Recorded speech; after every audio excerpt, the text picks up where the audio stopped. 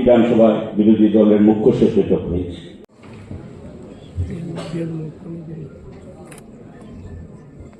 এই শোকের মুহূর্তে আমরা ওনার বিদেহী আত্মার চিরশান্তি কামনা করি।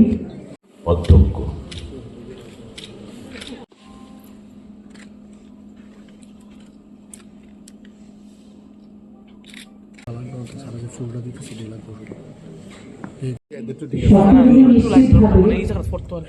চিরন্তন সত্য এসেছি আজকের এই প্রদেশ সভাপতি সত্যজিৎ রাজীব ভট্টাচার্য মহোদয়।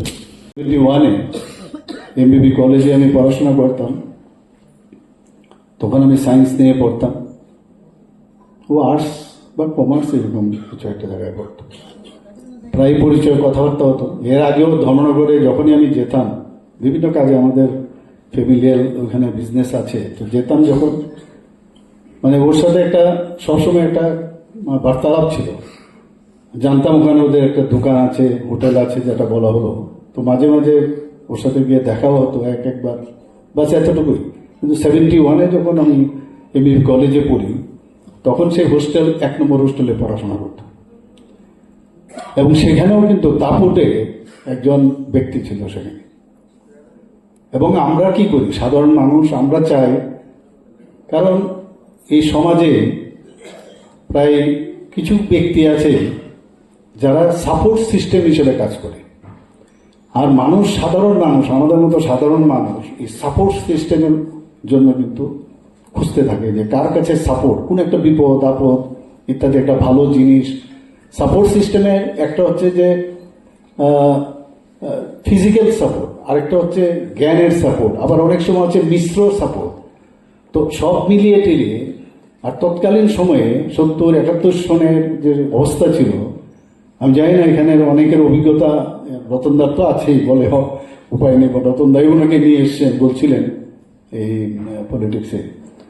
তো ওই জায়গায় দাঁড়িয়ে আমরা চাই শান্তিতে থাকা, মানুষের মানে সাধারণ মানুষের যেটা, যে আমরা শান্তিতে থাকি। তো অশান্তির থেকে বাঁচার জন্য ওই সময়ের যে অবস্থা ছিল, খুন সন্ত্রাস বোমাবাজি ইত্যাদি, কলেজে তো পড়াশোনার অবস্থাই ছিল। তো এর জন্য ও যখন মানে ওই 1 নম্বর হোস্টেলের নেতা হিসেবে কিন্তু সেখানে ছিল সে, তো এই কারণে একটু বন্ধুত্বও ছিল।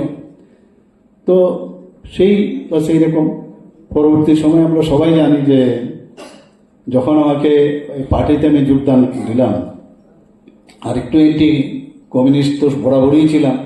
এখানে দীপক বাবু আছেন, আমাদের রতন দাদু মাঝে মাঝে আমার চেম্বারে আসতো, তো অন্যান্য পেশেন্ট বন্ধ করে দিয়ে পেশেন্ট সব বাইরে ভর্তি, কিন্তু রতনদার সাথে বসে 20 তো প্রায় 1 ঘন্টা কথাই বলি যে কি অবস্থা, হাল হকিকত কি। আর দীপক বাবুর সাথে আর সুবলের কথা তো বলে লাভই নেই। তো দীপকের সাথে মাঝে মাঝে স্কুটার দিয়ে দাঁড়িয়ে দেখলাম কি অবস্থা, কি চলছে।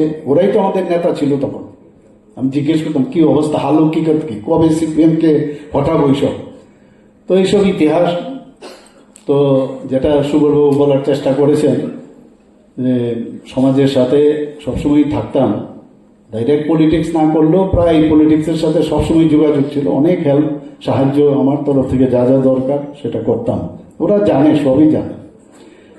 তো সেই জায়গায় দাঁড়িয়ে আজকে যখন ভারতীয় জনতা পার্টিতে আমি যোগ দেই, তখন আমাকে পণ্ডিত দীনদয়ালজির জন্মশতবার্ষিকী উপলক্ষে আমাকে ভাইস প্রেসিডেন্ট করা হয়, এবং প্রেসিডেন্ট করা হয় নীলমণি দেব মহোদয়কে।